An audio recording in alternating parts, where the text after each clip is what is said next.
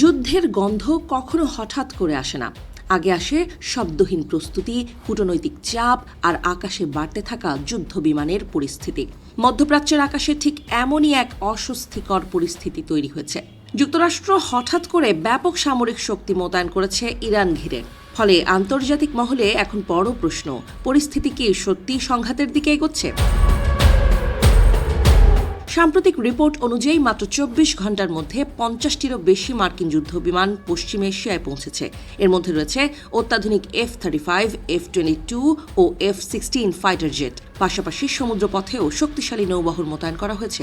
এই দ্রুত সামরিক উপস্থিতি বাড়ানোকে অনেক বিশ্লেষক সম্ভাব্য চাপ সৃষ্টির কৌশল হিসেবে দেখছেন। এই পদক্ষেপের পেছনে সবচেয়ে বড় কারণ হিসেবে উঠে আসছে ইরানের পারমাণবিক কর্মসূচি নিয়ে চলমান উত্তেজনা। গত কয়েক মাস ধরে ওয়াশিংটন এবং তেহরানের মধ্যে আলোচনা চলছে।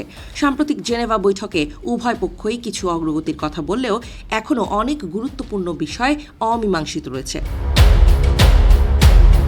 ইরানের পররাষ্ট্রমন্ত্রী বলেছেন, আলোচনা গঠনমূলক হয়েছে এবং একটি সম্ভাব্য চুক্তির জন্য কিছু মৌলিক নীতিতে উভয় পক্ষ একমত হয়েছে। তবে তিনি সতর্ক করে দিয়েছেন, পরবর্তী ধাপ হবে আরও কঠিন এবং বিস্তারিত। এদিকে সামরিক প্রস্তুতির পাশাপাশি উত্তেজনা আরও বেড়েছে ইরানের সামরিক পহরার ঘোষণায়। তেহরান জানিয়েছে তারা কয়েক ঘন্টার জন্য হরমুজ প্রণালীর একটি অংশ বন্ধ রাখবে।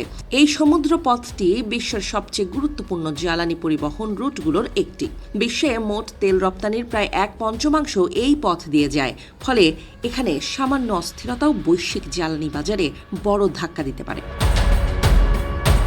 ইরান অতীতেও বহুবার পুরো প্রণালী বন্ধ করার হুমকি দিয়েছে, যদিও বাস্তবে কখনো তা করেনি। তবুও বর্তমান পরিস্থিতিতে এই ঘোষণা আন্তর্জাতিক মহলে উদ্বেগ বাড়িয়েছে। অন্যদিকে ওয়াশিংটনের এই সামরিক শক্তি প্রদর্শনকে অনেকেই কূটনৈতিক চাপের অংশ হিসেবে দেখছেন। মার্কিন প্রশাসনের দাবি এটি প্রতিরক্ষামূলক প্রস্তুতি এবং আঞ্চলিক স্থিতিশীলতা রক্ষার জন্য করা হয়েছে। তবে সমালোচকদের মতে এটি ইরানকে আলোচনায় ছাড় দিতে বাধ্য করার কৌশল। এই উত্তেজনার কেন্দ্রে রয়েছেন মার্কিন প্রেসিডেন্ট ডোনাল্ড ট্রাম্পের কঠোর নীতি। তার সময় থেকেই ইরানের ওপর নিষেধাজ্ঞা বাড়ানো হয় এবং পারমাণবিক চুক্তি থেকে যুক্তরাষ্ট্র সরে যায়। বর্তমান পরিস্থিতিকে অনেক বিশ্লেষক সেই নীতির ধারাবাহিকতা হিসেবেই দেখছেন।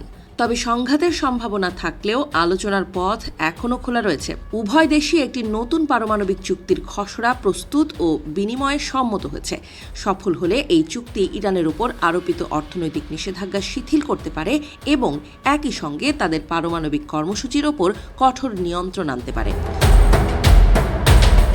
বিশেষজ্ঞদের মতে এখন পরিস্থিতি এক ধরনের দ্বিমুখী সংকটে দাঁড়িয়ে। একদিকে সামরিক শক্তি প্রদর্শন, অন্যদিকে কূটনৈতিক আলোচনার প্রচেষ্টা।